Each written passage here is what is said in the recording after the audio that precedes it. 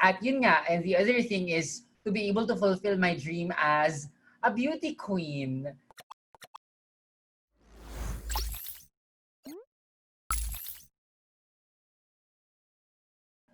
Hello, RAWR Nation. This is RJ. I'm joined here today by a pioneer in the trans community.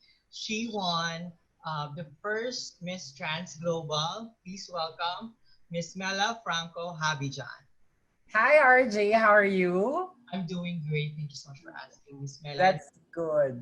Kamusta na po kayo, Miss Mela? Mabuti, masaya. I am still overwhelmed with love.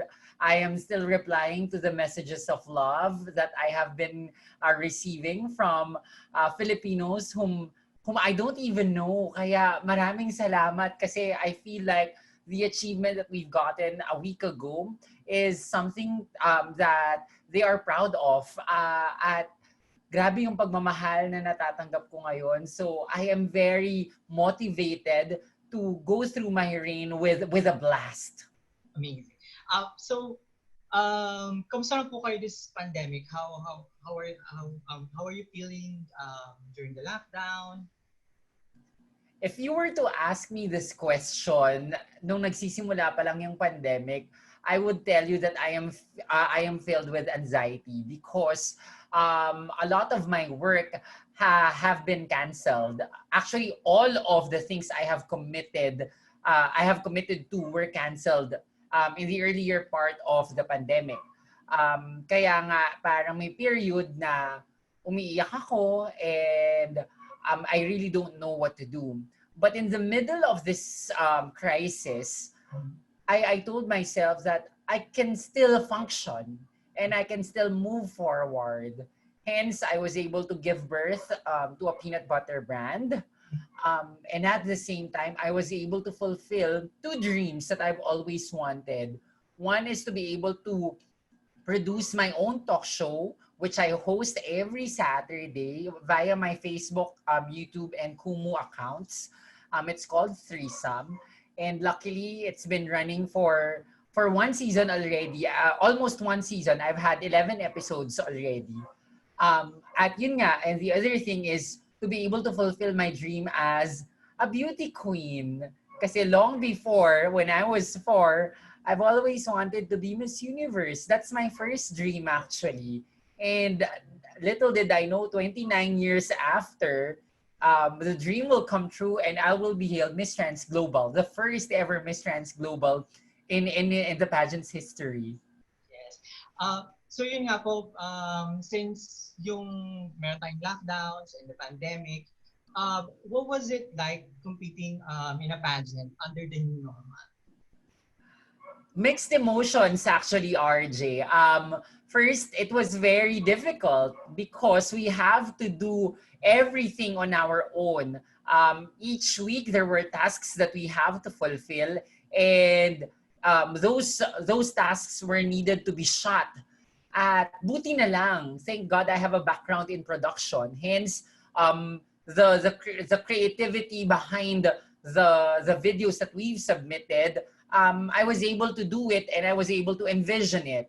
Not only that, I was also lucky enough to have my family with me, not just behind me, but they were with me all throughout the competition. In fact, they were the ones who were directing me, who were, kumbaga parang shooting everything. My brother was my cinematographer and my director. My sister was my makeup artist and my editor. And my other sister was our producer. At habang nag-shoot kami, my parents were there. They were cheering for us and they were rooting for us. So sabi ko nga, this pageant is a family affair. So I think the beautiful thing about joining this pageant is I was able to foster a beautiful relationship with my family. Amazing. Yun nga po, Miss Mela, aside from that, ngayon pong kayo yung kauna-unahang Miss Trans Global. How do you feel na you're a pioneer now in the trans community after winning the pageant? I feel blessed to have been given this opportunity to be able to have that strong voice to stand for and stand with the trans community. kumbaga, looking back, I didn't know that I will be having this power. And all I think for me, it is an honor to be raising our flag. As Catriona has mentioned before, iba kasi yung pakiramdam that you're able to stand for your community because the society still looks down on us. That's one of the most hurtful things. When I won, I received not only great messages from people but also nasty comments at the same time.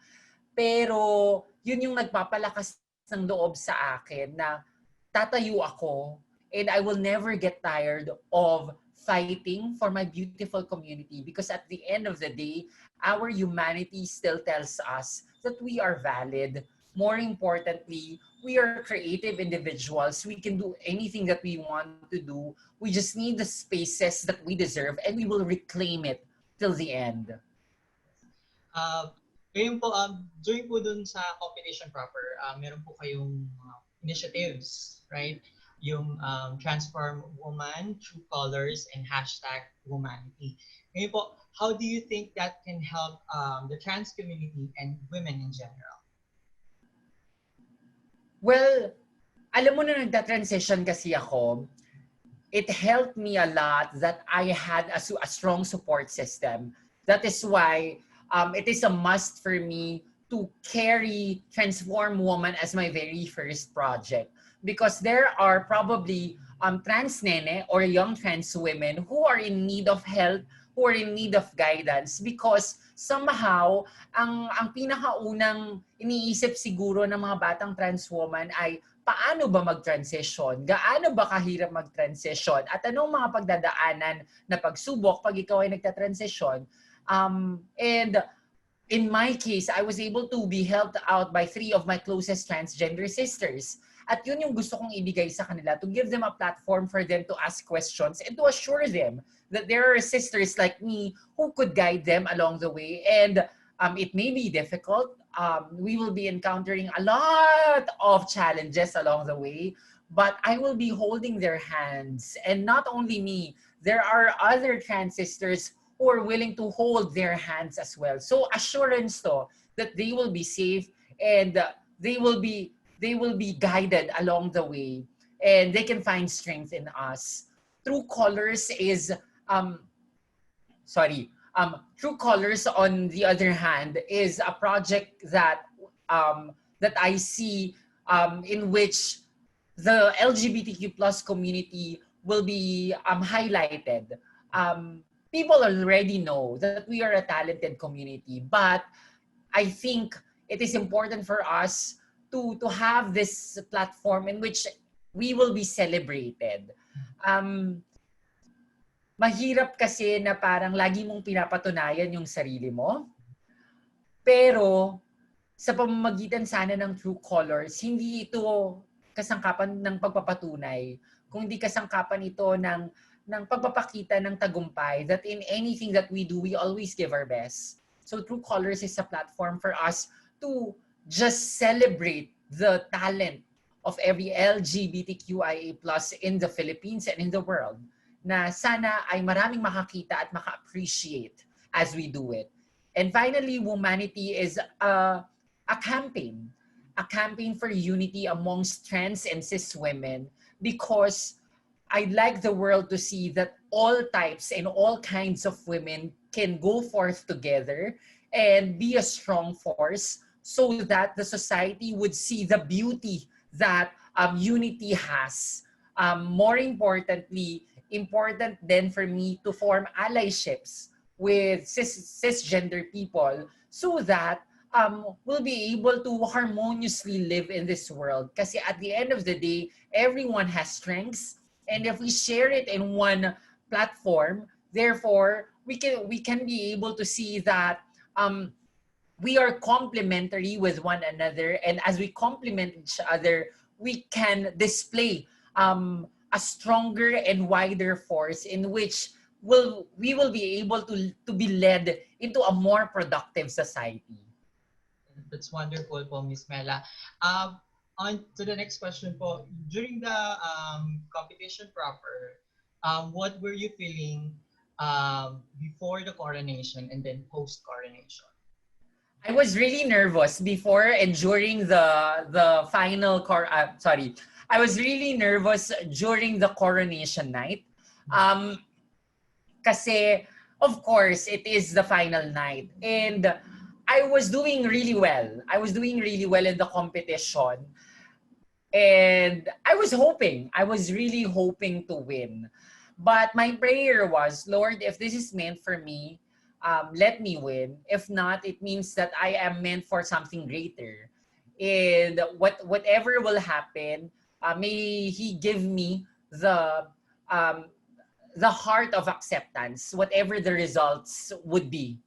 So, yun yung lagi kong sinasabi sa sarili ko that anything can happen. But whatever happens, it will be for my best.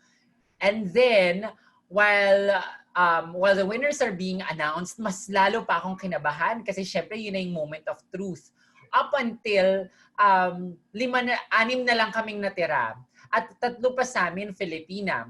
So nung in-announce yung Miss Trans Global Philippines as the winner, I still could not celebrate because I still have 2 other Filipinas left in the roster. So when I heard that means ako na yon, Mela. So I really shouted out for joy because we won. And I was so happy to be holding at the hands of my sisters and my brother during that time. Kasi sila talaga yung bahagi nung competition eh. And my mom was really happy. We were jumping out of joy. So it was a fulfillment of a dream. And I still couldn't believe that I now have the title and I now have the capacity to live by the responsibility of this title. Now it's been a week since I've won. I still couldn't believe the joy that the Philippines is feeling right now because of the victory that I've achieved. Pero sabi ko nga, this victory is for everyone and I will keep on sharing this victory with every single Filipino because the Philippines is a beautiful country made of beautiful people. Regardless of how they think of us trans people, I will still be proud of every single Filipino who is making a mark and making a difference. Diba? And I hope I have made a mark and I have made a difference. And I will still keep on trying to make the Philippines proud. Amazing. So yun nga po, since you're one of those people na who made mark in the country, how does it feel po na you're among our celebrated beauty queens like Pia, Megan, and Catriona? I guess I've made it. I've made it already. Parang, in 1991, I was just looking at Lupita Jones of Mexico, appreciating her beauty, and the crowd was really cheering for her. She was the eye opener on my end that I wanted to be a queen. So I'm very happy to have gone this far. Pero sabi ko nga, now that I am 33 and now that I have another definition of what a queen is, I will be able to cultivate leadership on my end because that's what a queen is for me, to be able to lead. And in leading, there is inspiration. And in leading, there is paving the way for other people to be able to speak up and be heard and be seen. So this is an achievement for me, for my family, for my friends, for my loved ones, above all, for all the trans Pinays who just want to be respected. So yun nga po, you're aiming for the respect in the trans community. Now, what are your thoughts on the importance of the SOGI bill? It is very important for us to be able to still fight for it because this is not just for the LGBTQ plus community. It's for every single Filipino experiencing discrimination because of their gender, their sex, and their sexuality. Ang hindi pa kasi naiintindihan ngayon ng tao, akala nila ito'y pang LGBTQ plus lang. No, it's not. It's for every single man being discriminated because their house husbands pinagtatawanan just because they are stay-at-home dads. This is for women na being compared with men, and in terms of how they're being looked at in the workforce, in their workplace, mas mababa ang tingin sa kanila. Kaya 'di ba, parang it has become a trend in which women have lower salaries as compared to men. This is for every single LGBTQ plus as well na hindi pinahihintulutang mag-aral dahil sila LGBTQ plus or hindi sila na-hire for their identity. So this is for everyone experiencing discrimination. I hope that the Filipinos will be able to see that it is valuable for us to be seen as equals, to be seen as someone with power and someone with the capacity to do things. Kasi pag nakita tayo na mahalaga, pag nakita tayo na may kakayahan, doon naman yung nagsisimula yung appreciation eh. Ito yung sinasabi natin na parang bawat isa dapat may puwang. Everyone deserves that space. And for me, the anti-discrimination bill called SOGI Equality Bill is a force in which it will actually leverage every single person, regardless of their SOGI, of their capacity to work and work their hardest. Definitely po. Yun nga po, as for work din po, I do understand na you work with ABS as a former writer under multiple productions. And you were also an actress of the Manillennials web series, and I Want. What are your thoughts po on ABS-CBN's shutdown? I have a lot of friends na nawalan ng trabaho and I am grieving with them. I still couldn't believe that this happened in the middle of the pandemic in which people just want to live and make a living. Ang dami sa kanila ngayon nahihirapan maghanap ng trabaho. Ang dami sa kanila ngayon ang nahihirapan na magkaroon ng pag-asa. That is why it breaks my heart. It really, really breaks my heart that people in power whom we expect to protect people's rights and people's capacity to live, sila yung naging dahilan kung bakit ito yung sinapit ng ating mga kasama sa ABS-CBN. I am angry. I am angry with what has happened, but at the same time, I know that in my heart that the fight isn't over.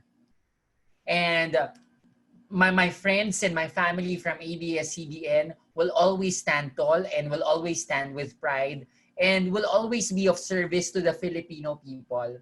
And I am very hopeful that ABS-CBN will be back. Hintayin po natin ang kanilang pagbabalik. We're hoping po as well. And as a trans woman po, there's a recent news na alam niyo po si Scott Pemberton got an absolute pardon. He already got deported. What did you feel when you found out about that news? Angry. I was very angry that Pemberton has been given an absolute pardon. I mean, he was only given a 10-year sentence. And that in itself is already unfair. Diba? That a trans woman life is just worth 10 years of being in jail. She was brutally killed. Always remember that. And he's only served his sentence for like 5 or almost 6 years.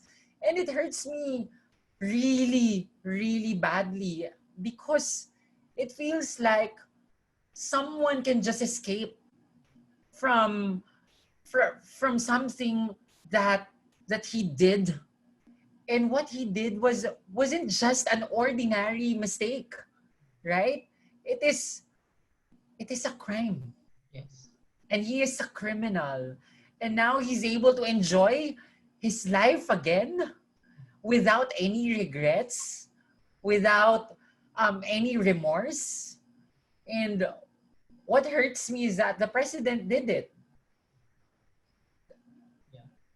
I mean, he's a lawyer. He's a father. There's a father crying out of what her daughter, what her daughter's fate happened. Um,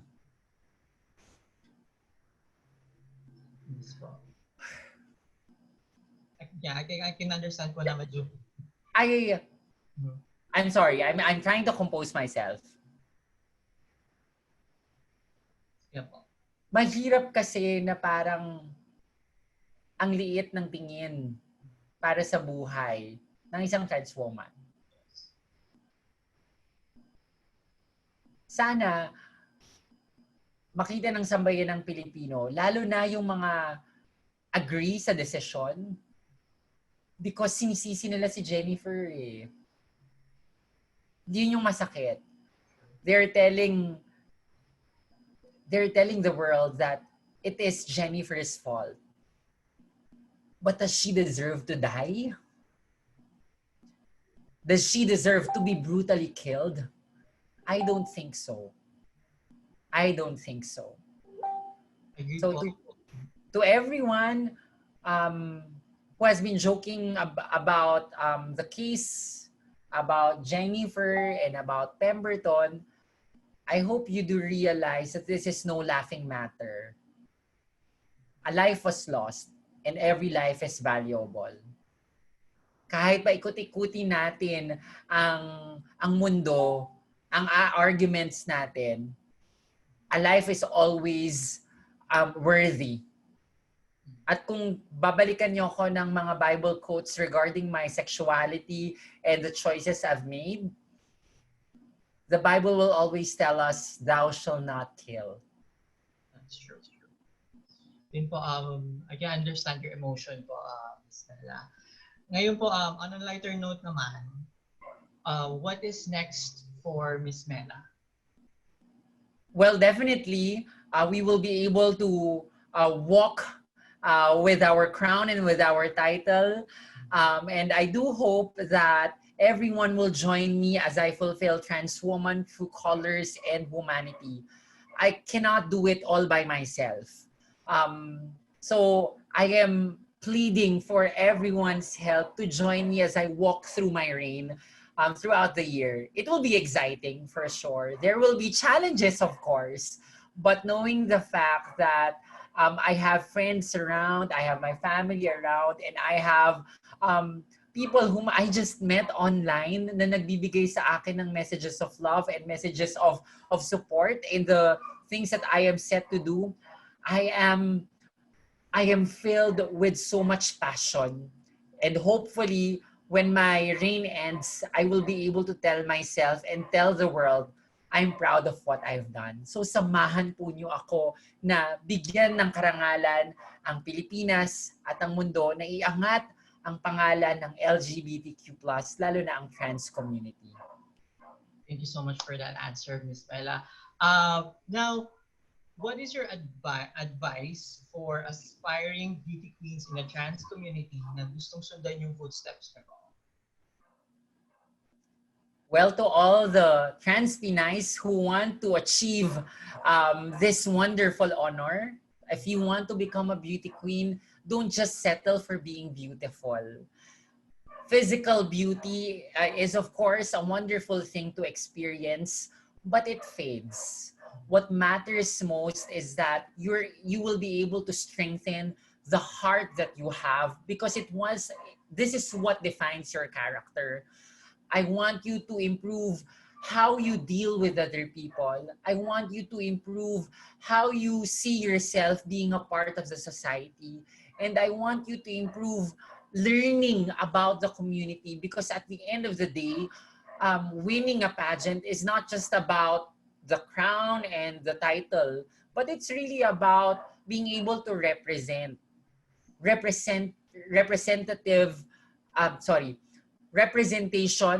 is a wonderful gift, because that means you will define and redefine how people like us, how women like us, and how the LGBT community is being seen and being appreciated and being understood by the society. So, pagandahin natin ang ating katawan, pero higit sa lahat, pagandahin natin ang ating puso, isipan at kaluluwa. Because that will be a measure of our worth as queens. True.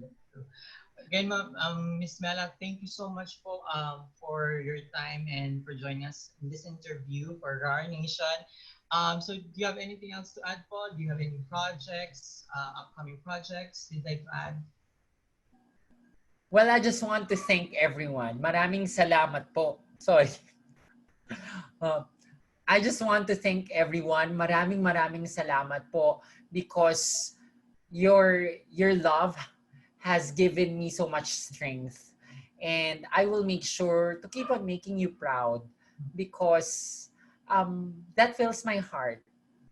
At sana sa pamamagitan ng achievement na ito and throughout the reign that I will be fulfilling, I will be able to make an impact, not just in my trans siblings' lives, not just in my LGBTQ plus community's lives, but also in the hearts and minds of the people listening to this.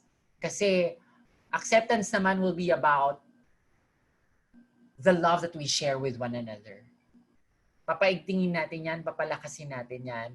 At isang araw, ang panalangin ko, hopefully, lahat tayo, we will be sharing the world with just gratitude and respect with one another. Again, Ms. Mela, thank you so much po. And again, congratulations on your win as first Miss Trans Global.